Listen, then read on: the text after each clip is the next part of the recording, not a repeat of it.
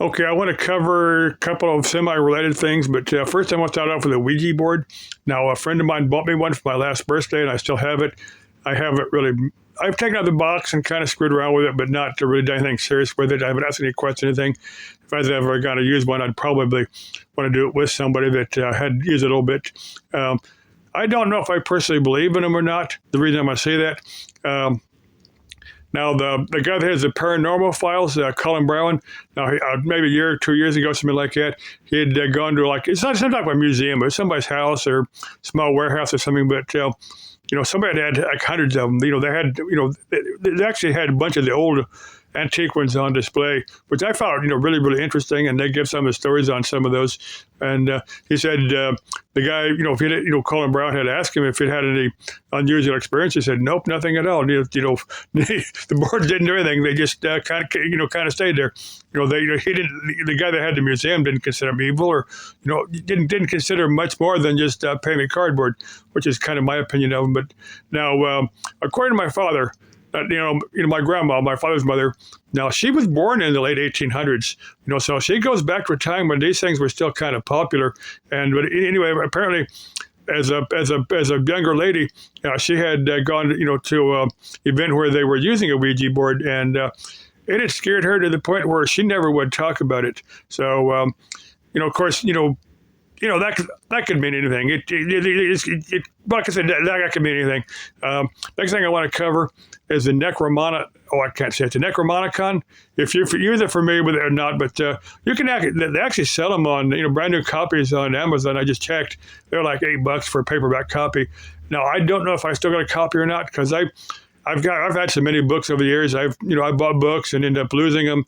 They just misplaced them, or I don't think it by stealing them. I just end up losing them. But like I said, I've got a box of books somewhere. I just got to dig out and see what I've still got and see what I've lost. But the Necronomicon, according to the story, that it's a complete work of fiction, that it was made up. But there's what they call sigils. They're like how do I describe it? Like a name tag for different beings, that's what a sigil is. It's the calling card or the name tag or something. I mean, you create this sigil and you pronounce the name. Now, I was careful not to reproduce any sigils. I was careful not to announce the names. The reason is that, according to the story, that the spells in the Necronomicon, even though they're made up, even though they're a work of fiction, that they are supposed to work. I don't know that for a fact. I've just heard that. But okay, the third thing I want to cover, it's books. Now the VNSA, the Visiting Nurse Services Auxiliary, I think that's what that VNSA stands for. But every year they have a huge book sale at the Arizona State Fairgrounds. Around Valentine's Day. I did a check, but I believe they're going to have a sale this year. Probably this Saturday, this Sunday, whatever date that would be. And I've driven down in my pickup, but I've got a toolbox that I can't lock, and I'm kind of hesitant to go down there with, vehicle with, stealable stuff. I'd probably have to either clean up the bed and stuff, which probably take about half a day if I was going to go down and park. It costs you like $10 to park. So I'm just wondering if some chick wanted to, want somebody to tag along with her, she could be into anything.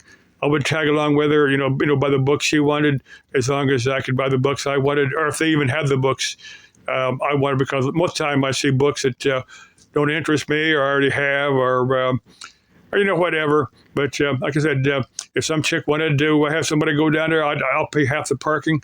And it's if it's $10, we can pay $5 a piece, whatever. But there's no entrance fee on that.